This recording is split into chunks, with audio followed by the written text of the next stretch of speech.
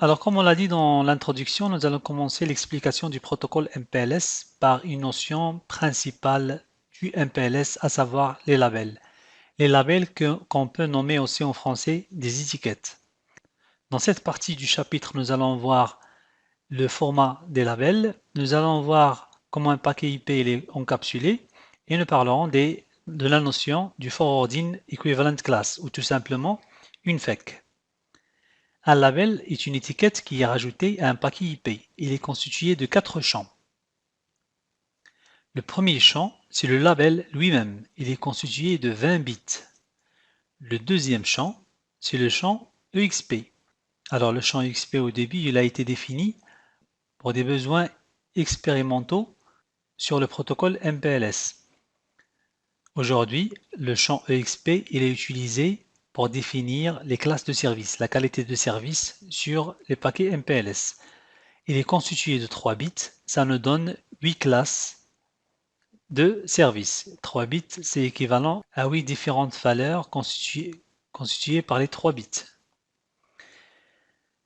Le champ S, qui veut dire stack, au bottom of the stack, la fin du stack, le dernier label du stack. Alors il faut savoir que sur un paquet IP, on peut avoir plusieurs labels, pas un seul.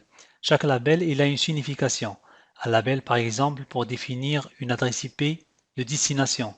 Un autre label pour définir une encapsulation vers un tunnel de traffic engineering, ça veut dire une adresse loopback, pas forcément la destination du trafic, mais un reroutage à travers le backbone vers une autre adresse loopback par exemple. Un autre label par exemple pour définir la destination finale du paquet, ça veut dire un VPN MPLS client. Nous parlerons des stacks du label dans une partie ultérieure de cette formation. Le dernier champ, c'est le champ TTL, Time to Leave. Il a la même signification que dans les paquets IP. Il est constitué de 8 bits, ça veut dire 256 valeurs, et il protège le paquet contre les boucles.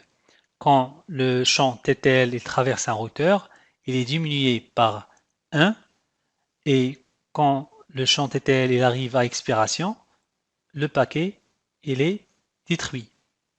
Les 4 champs il nous donne une valeur de 32 bits, 4 octets pour le label. Concernant l'encapsulation des labels, les labels ils sont insérés entre la couche 2 et la couche 3 d'un paquet IP. Une notion très importante par rapport au traitement des paquets MPLS, on parle d'une FEC. Une FEC, c'est un groupe, un ensemble de trafic qui est traité de la même manière sur un routeur MPLS. Par exemple, si on a un trafic qui est destiné vers une adresse IP finale, mais qui a un marquage différent de qualité de service, il ne sera pas traité de la même manière sur les routeurs MPLS. Donc, le trafic n'est pas représenté par la même FEC. Les paquets appartenant à la même FEC doivent avoir en même temps les labels et le champ EXP identiques. Maintenant qu'on a défini les labels, nous allons passer pour voir les différentes opérations effectuées sur un paquet IP ayant un label MPLS.